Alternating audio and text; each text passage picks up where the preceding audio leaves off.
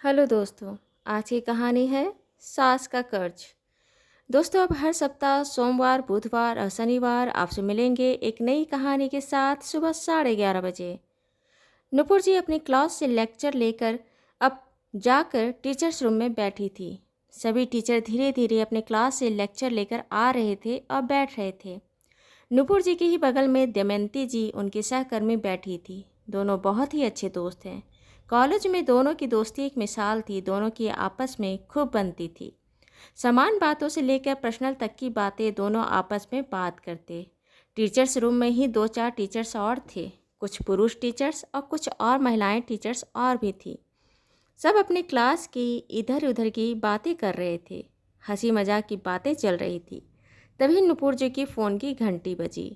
नुपुर जी अपनी फ़ोन उठाकर बोली, पैरी पौना पापा जी, कैसे हैं आप सब कुशल मंगल? धीरे धीरे नुपुर जी का चेहरे का भाव गंभीर होने लगा। हाँ ठीक है, हाँ मैं जल्दी आती हूँ, आप परेशान मत होना, हम सब संभाल लेंगे, कहकर उन्होंने फ़ोन रख दी। दमयंती जी पूछी, क्या हुआ नुपुर? नुपुर जी बोली, मेरी सासू जी की तबीयत ठीक नहीं है, मुझे जल्दी वहाँ जाना होगा। मेरा मन बहुत घबरा रहा है। सासू माँ अस्पताल में एडमिट है। ससुर जी का फ़ोन था। पापा जी भी बहुत परेशान थे। हमें जल्दी ही पहुंचना होगा। पता नहीं पापा जी अकेले सब कैसे संभाल रहे होंगे। नुपुर जी का चेहरे का हाव भाव देखकर दमयंती जी को अंदाज़ा तो हो गया कि मामला गंभीर है। वो बोली, परेशान मत हो, सब ठीक होगा, ऊपर वाले पर भरोसा रखो। अब कब जाने का सोच रही हो? नुपुर जी बोली कि बस आज ही छुट्टी का एप्लीकेशन देकर सोच रही हूँ कल शाम तक निकल जाऊँ। पास में ही बैठी एक महिला सहकर्मी मजाक में बोली कि नुपुर जल्दी आ जाओ, सासू जी की सेवा करेगी तभी तो मेवा मिलेगा।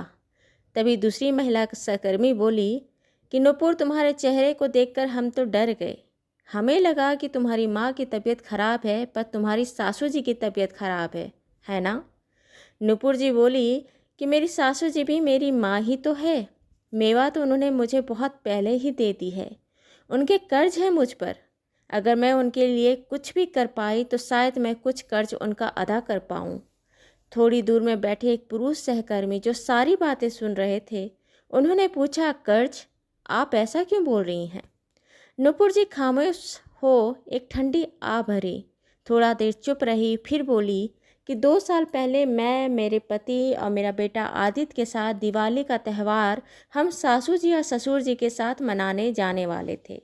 मेरे बेटे आदित्य, जो उस समय सिर्फ 2 साल का था, को बुखार आया था। वह बुखार उसको 4-5 दिन तक रहा। डॉक्टर को दिखाई तो डॉक्टर बोला कि वह वायरल है। उसे दवाई देते, लेकिन दवाई देने पर भी उसका बुखार कम तो होता, लेकिन सर उसका हमेशा गर्म रहता। मैं दवाई देते रही और हम बेटे आदित्य को लेकर मेरे सासू जी के घर चले गए। जब 4-5 दिन हो गए तो मैं अपने डॉक्टर को बोली कि सर, आप जो दवाई देते हो, शरीर का टेम्परेचर तो नॉर्मल हो जाता है, लेकिन उसका सर हमेशा गर्म रहता है। तब डॉक्टर ने उसका ब्लड टेस्ट करवाई। ब्लड टेस्ट में मेरे बेटे आदित्य को टाइफाइड आया। उस समय 2 दिन बाद दिवाली थी।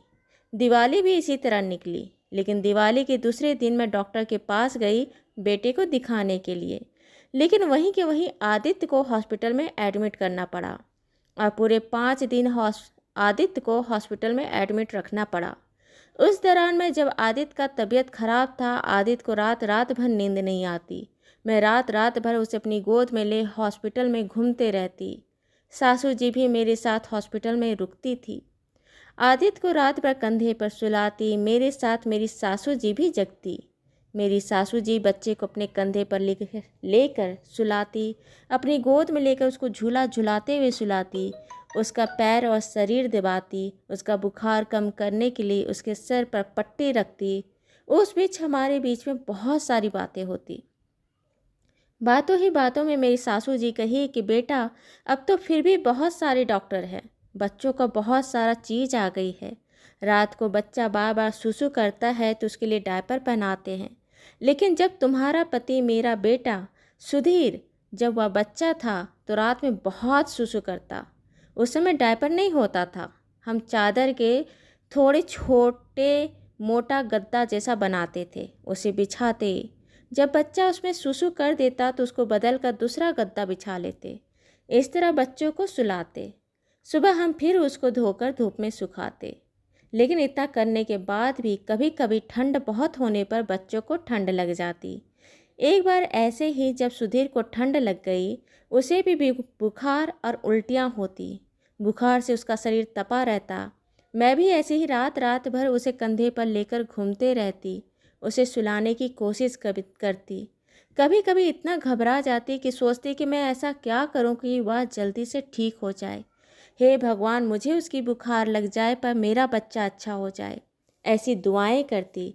फिर मेरी सासू जी कही कि ऐसी परेशानियों से मेरा बेटा, तुम्हारी माँ पिता ने भी तुम्हें पाला होगा, इसलिए मैं अपने बेटे सुधीर को कहती हूँ कि मेरी बहू की आंखों में आंसू कभी मत आने देना।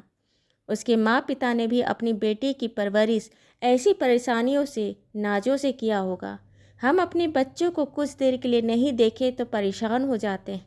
जब एक माँ पिता अपनी बेटी की शादी कर हमेशा के लिए अपनी आंखों से दूर कर देते हैं तो सोचो उनको अपना मन कितना कड़ा करना पड़ता होगा।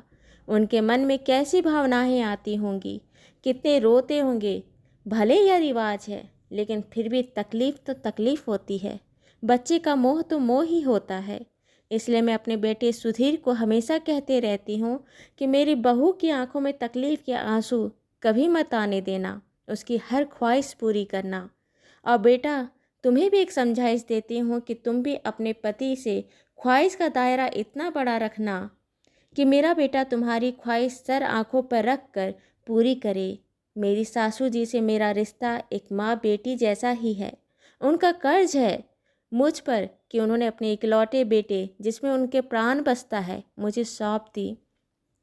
मुझे बहू बना अपने घर में लाने के बाद मुझे सर आंखों पर बैठाई, मुझे सम्मान दी और अपने बेटे को हमेशा समझाइश दी कि वह मेरा ख्याल रखे, ध्यान रखे और मुझे प्यार करे।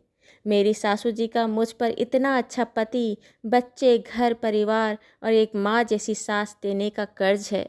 आज उनको मेरी ज़रूरत है और इस ज़रूरत के समय पर मुझे उनके साथ होना चाहिए। नुपुर जी के साथ बैठे जितने भी पुरुष और महिला सहकर्मी थे, सबने ताली बजाई, नुपुर जी का अभिवादन किए। कहे कि नुपुर जी, हर किसी की सोच आप जैसी हो और हर किसी की सास आप जैसी हो तो सही में किसी भी घर में किसी भी तरह की कोई लड़ाई झगड़ा या नाराज़गी नहीं होगा। हर किसी का घर एक मंदिर होगा। दूसरे दिन शाम को नुपुर जी की ट्रेन थी। नुपुर जी को छोड़ने उनकी सहेली दमयंती जी भी रेलवे स्टेशन आई थी। नुपुर जी के पति और बच्चे ट्रेन में जा बैठे। नुपुर जी ट्रेन के नीचे खड़ी थी और दमयंती जी से बात कर रही थी। जब नुपुर जी ट्रेन में चढ़ने के लिए जाने लगी तो दमयंती जी ने नुपुर जी के हाथ को पकड़ के खींची और उनके कान के पास आकर बुदबुदाते हुए कही कि नुपुर, तुम तो जा रही है अपनी सास का कर्ज अदा करने, और तुम्हारे पति क्या अदा करेंगे? दूध का कर्ज। नुपुर जी और दमयंती जी दोनों अपने मुंह पर हाथ रखकर हंस पड़ी। दोस्तों, आपको मेरी कहानी अच्छी लगी हो तो इसे लाइक करें, शेयर करें और सब्सक्राइब करें। और मिलते हैं एक नई कहानी के साथ एक छोटे से ब्रेक के बाद। धन्यवाद।